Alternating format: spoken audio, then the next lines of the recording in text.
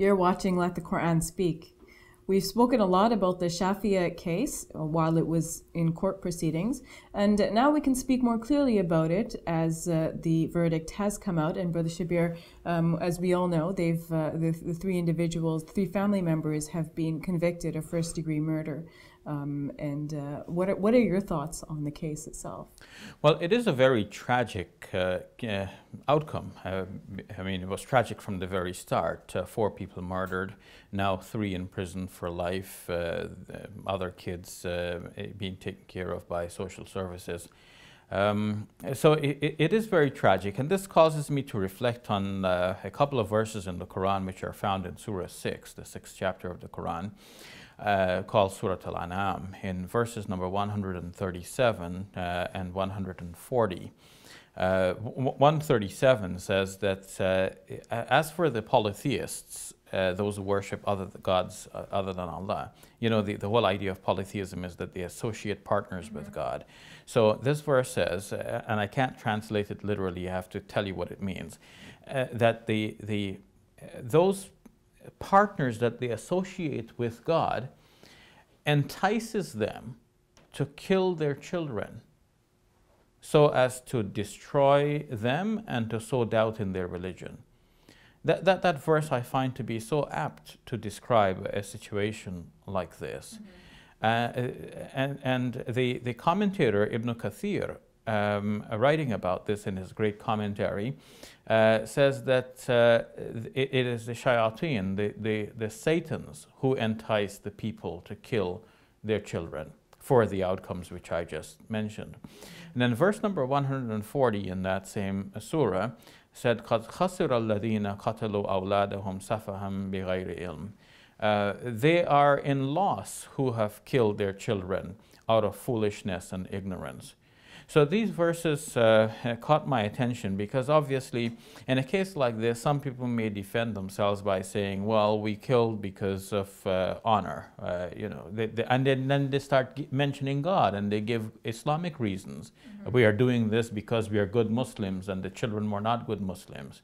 But the Quran says quite clearly that killing one's children is wrong. Absolutely, yes. Or killing any human being, not just one's children. True, and this verse, actually, the verse I mentioned first, 137 of Surah 6, says who is actually instigating them to do this.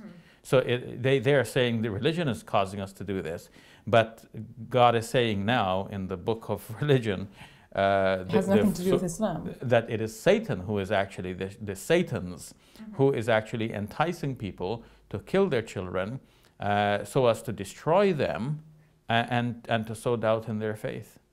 So where does this idea of honor killing come from then? Well, honor killing is very... Many people associate it with Islam. It is a very old idea. It predates Islam, and it was widespread in the regions in which Islam first made its appearance. Around the Mediterranean basin, it was known that girls were killed for this excuse or that excuse, all having to do something with honor. For example, it is mentioned in a previous scripture that if a priest's daughter were to commit fornication, then she should be burnt. Why? Because she has dishonored her father, the priest. Another verse says that if a girl, when a girl is married, her bedsheet should be kept as proof of her virginity. And if later on her husband were to start saying that, well, she wasn't a virgin when I married her, the father should produce the sheets as proof. And he should take this to the city elders to determine the matter. But if he is unable to supply the proof, and if the city elders deem that, okay, the girl was not a virgin, then she should be brought to her father's door, and there she should be stoned to death. So what you see happening here is the whole community participates. They have the idea that you must purify the whole city, cleanse the evil, remove the evil from Israel. And so what they do then is that they collectively kill the person who is deemed to be guilty. And the person may not be guilty, but, you know, lack of proof. And it seems like it was primarily associated with women.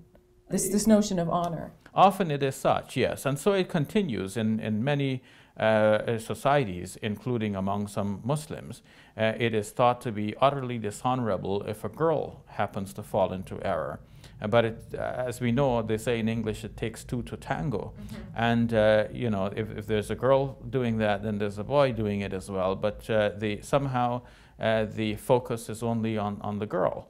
And some people say, well, this is unfair to the girls. But I say it is unfair to the boys. Because if everyone is trying to be protective of their daughters and saving their daughters from falling into hell, then what are they doing with their sons? Allowing them to go into hell. So they're not being really fair to the boys. But in fairness, we should treat everyone at the same level and protect them all from the evils of this world and the evils of the life hereafter as well.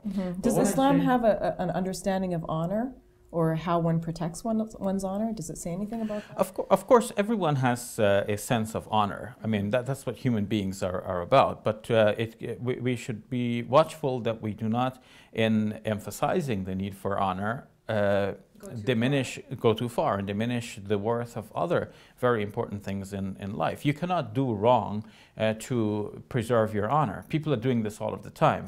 To save their face, they do evil things, they do wrong, they lie and cheat and steal. But these are contrary to our principles. We cannot lie, cheat, or steal, nor can we commit murder for the sake of preserving one's honor. But I wanted to clarify, when I said, you know, protecting the children, there's only up to a certain age that you can really protect them from harm. That's when they need that sort of protection. When the children grow up to a certain age, when they start to have independent sorts of thinking, then at that time it's too late now to think that you're going to protect them. You have to start, if you want to teach your children, you have to start from a very early age and teach them your basic principles and hope that when they start becoming independent in their thinking, then they will remember those principles, having internalized them, and then think independently, but with those principles in the background. I think there's a continuum of actions, and it seems like all of these actions that lead up to honor killings, but are not necessarily honor killings, have to do with control. And yes, parents thinking that they can possibly control their children or control the outcome of their children's actions. Yes, yes. Especially some fathers who might feel that this is a matter of ego. You know, the patriarch in the family, especially if he was the breadwinner, and he feels, I'm putting the bread on the table, so my word carries. Or sometimes even if he doesn't put the bread on the table, he still feels that his word should reign supreme. Some people interpret aspects of Islamic faith, of the Islamic faith, to support that sort of contention. And there are aspects that show this or that support that contention. Of course, if it's interpreted along the lines yes, because you know, for a long time the Quran was interpreted mainly by men, and they saw things in a particular way. They interpreted things. For example, Surah At-Taghabun, the 64th chapter of the Quran, in verse number 14, says, "O you who believe, certainly among your spouses are your enemies, but you should forgive, overlook, and let it go. For certainly God is forgiving and merciful."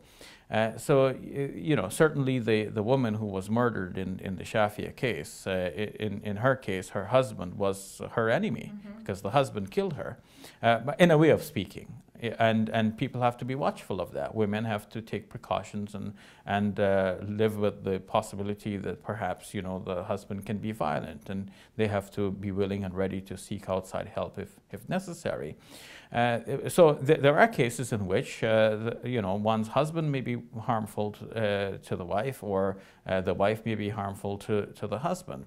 Now, the classical commentators generally say about that verse that it is the wife who is the enemy of the husband, and wives are enemies of their husbands by instigating them to earn through unlawful means, for example. And in the end, the husband will face God and have to answer for the fact that he earned by unlawful means, so that the wife, in this case, is causing the husband to fall into error, and therefore the wife is, in a way, enemy of the husband.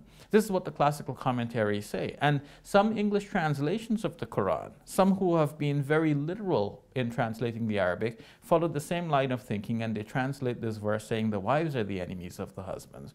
Whereas in fact, the verse is quite neutral in terms of gender, because it says azwajukum, which means spouses. It could be either husbands or wives.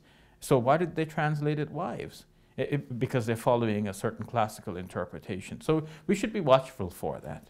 Okay. So any final thoughts on honor killings? Is it a problem in Canada? Is it something that we should work on?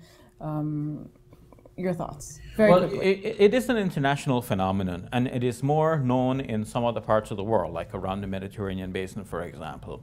But it could affect families in Canada as well. And this case that was tried in Kingston recently certainly brought this possibility to light, and we should be watchful of this and be careful and vigilant such that such cases do not recur. We should speak in our mosques and in all places of worship to all communities to decry violence against women and children in particular, but against everyone, and to decry this kind of what they're referring to as honor killing. I hate even to use the term honor killing, because somehow it might suggest to somebody that there's something honorable about this, but it's just that other people don't accept it. We should say nobody should accept this. It's not honorable at all. It's dishonorable murder. That's what it is. All right. Thank you for that, Brother Shibir. You're welcome. We'll take a break. When we return, we answer questions we receive from you, our viewers.